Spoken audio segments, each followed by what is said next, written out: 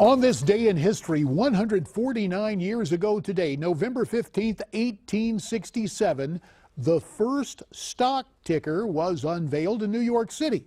The ticker was the brainchild of Edward Callahan, who configured a telegraph machine to print stock quotes on streams of paper tape.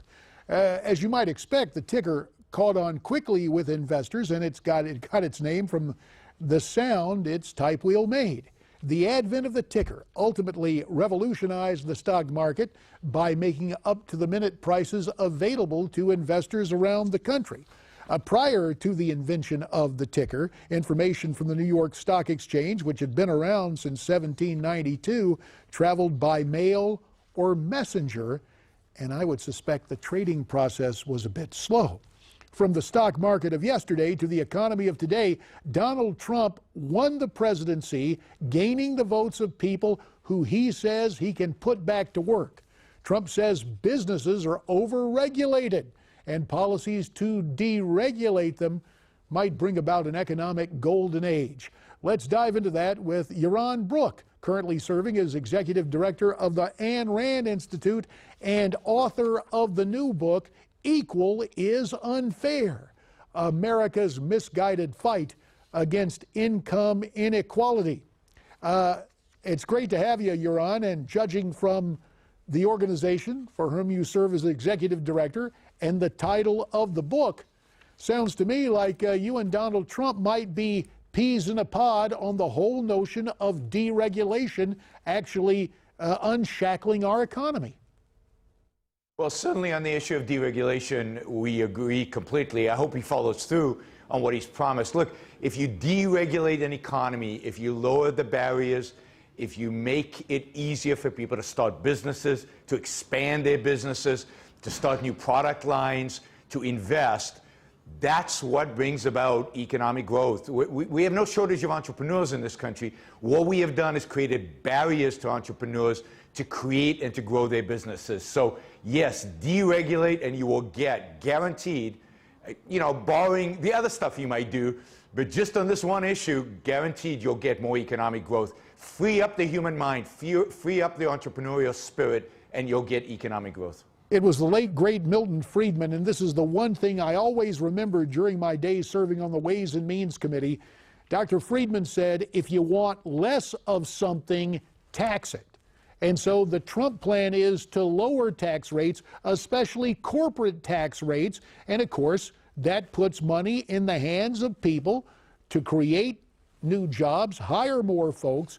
And yet there is thinking in this country that remains foreign to that and opposed to that, despite an abundance of historical evidence. What can Mr. Trump do? Obviously, winning the election is a great start, but how can he persuade people that this is the right course of action?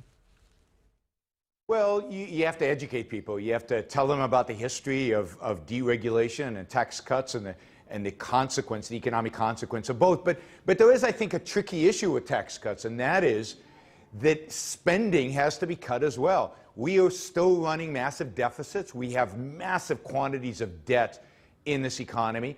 And unless we start thinking about how to cut spending, how to shrink the role of government, shrink the scope of government, then cutting taxes is a short-term fix. The long-term fix, the real long-term fix for economic growth, the real long-term fix for freedom in America is to dramatically and significantly cut government spending.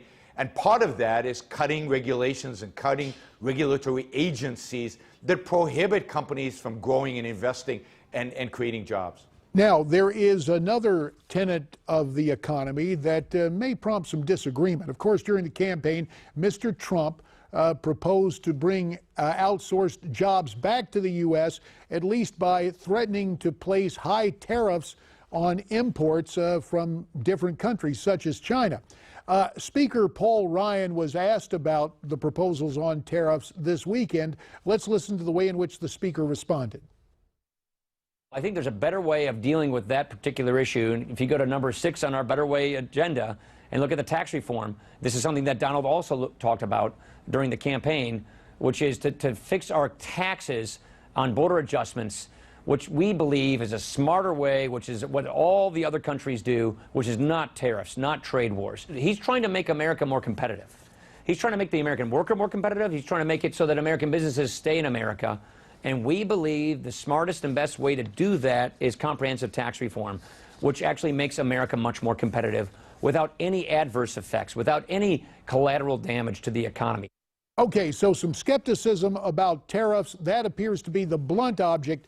You can take tax policy and almost like a scalpel, put in place some surcharges on imports. But the whole notion of tariffs, are you skeptical of that, Yaron? I think all of that is a disaster. I mean, leave imports alone. We want imports. Imports are good for the economy.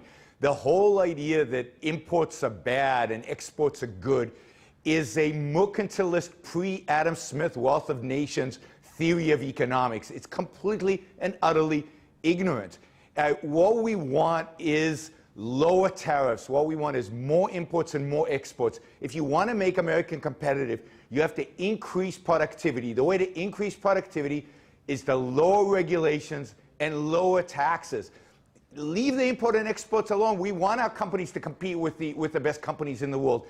And if the Chinese can make a product better than we can, that's great. Let's import it cheaply and focus on what we make really, really well. Let's invest in increasing productivity. And to do that, we need to focus on again, investment. And to get investment, what we need is lowering regulations. I think this is very, very dangerous territory. All the benefits of decreasing regulations that Trump is talking about, all the benefits of tax cuts would disappear if he starts raising tariffs and starting to manipulate trade, tariffs on steel, tariffs on this, tariffs on that. Government has no role in trying to manipulate these things. Have one tariff, set it across the board, make it low, and let trade happen, and the American economy will boom as a consequence. Yaron Brook, we appreciate your free market ideas and ideals expressed in your new book. And we're going to have you back to talk about the book instead of current policy. Equal is unfair. Absolutely. But we got a good glimpse of it, Yaron, and we hope to have you back on again real soon. Thanks for your time tonight. Anytime. From Newsmax New York. Look forward to our next visit.